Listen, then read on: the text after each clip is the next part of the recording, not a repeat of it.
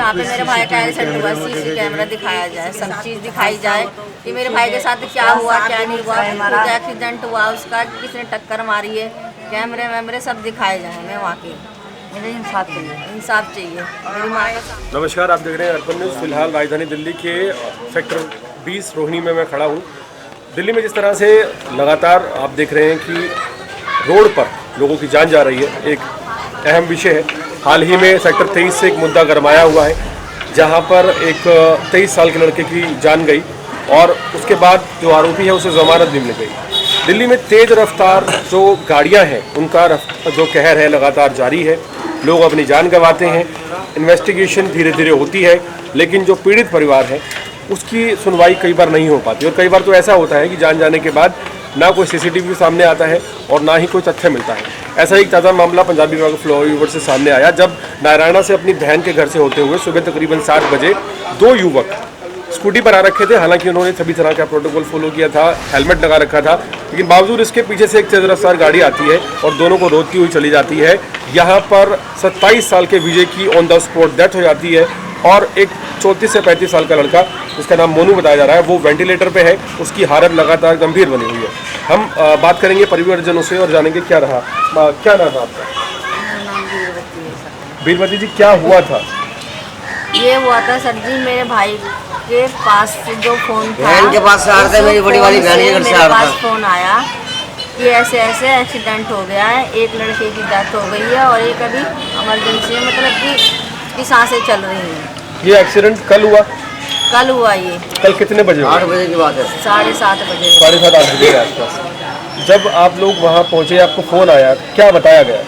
सिर्फ ये बताया गया है कि आपके ये फ़ोन कर रहे हैं। मैंने बोला कि रिश्तेदार के एक्सीडेंट हो रखा है, किसी का नंबर निकाल। फ़ोन आया मेरे पास से कि आपकी जो ये नंबर किसका है। मैंने बोला ये नंबर मेरे भाई का है। तो उन्होंने ये कहा कि ना एक्सीडेंट हो गया, एक की तो डेथ हो गई है और एक सीरियस है। उन्होंने ये नहीं बताया कि किसकी डेथ हो गई किसकी नहीं हो गई है। जब मैं वहाँ पे गई हूँ तब मुझे पता चला है कि ख़त्म मेरा भाई हो गया और जो दूसरा लड़का है वो सीरियस है। भाई का आपको मतलब पोस्टमार्टम के बाद शव दे दिया गया?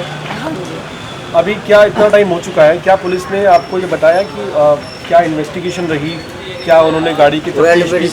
कुछ नहीं हुई, कुछ नहीं कहा। उन्होंने बोला डेड बॉडी ले जाओ, उन्होंने बोला बॉडी ले जाओ। मतलब आपने पुलिस से कहा नहीं कि आपने ढूंढने की कोशिश करी कि गाड़ी कौन सी थी, कहाँ चल रही थी?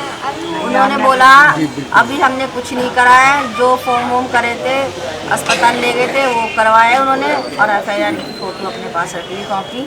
ये बोले अपने घर जाओ, जो तुम्हारे घर का काम है वो करो, फिर 2-4 दिन बाद मेरे पास आना, फिर हम इंक्वायरी करेंगे। ये जो लड़के थे दोनों, मोनू और विजय, क्या काम करते थे? ये मजदूर थे सर। मजदूर थे। चलिए देखिए, यहाँ पर एक चीज़ देखने वाली है, तमाम तरह के रोड टैक्स हम पे करते हैं, तमाम तरह के टैक्सेस रोड के नाम पर लिए जाते हैं और वो करोड़ों रुपए में है।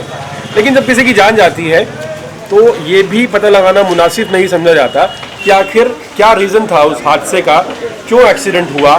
दो लोगों की, एक की जान चली गई, एक की हालत गंभीर है और इतना सेंसिटिव मामला होने के बावजूद भी अगर ढुलमुल रवैया नज़र आता है तो यहाँ सवाल उठने लाजमी है। पहला सवाल ये है कि अभी तक आखिर क्यों नहीं पता चला कि गाड़ी हिट कैसे हुई।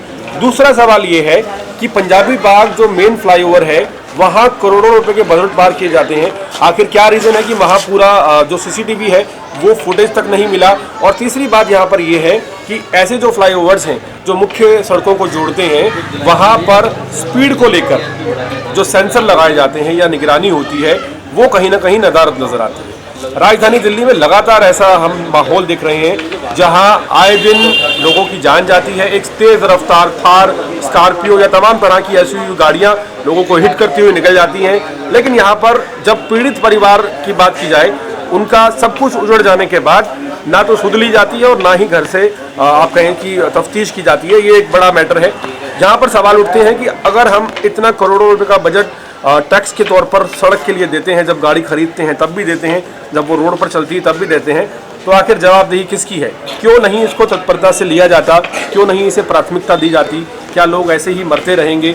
लोग अपने युवा बेटा और बेटियों को खोते रहेंगे और इसी तरह से ढुलमुल रवैया चलता रहेगा? आप देख रहे हैं अर्पण न्यूज़। मैं हूं फिलहाल राजधानी दिल्ली सेक्टर 20 रोहिणी में। पूरे मामले पर नज़र बनाए रखेंगे और आप तक पहुंचाएंगे पल पल की खबर।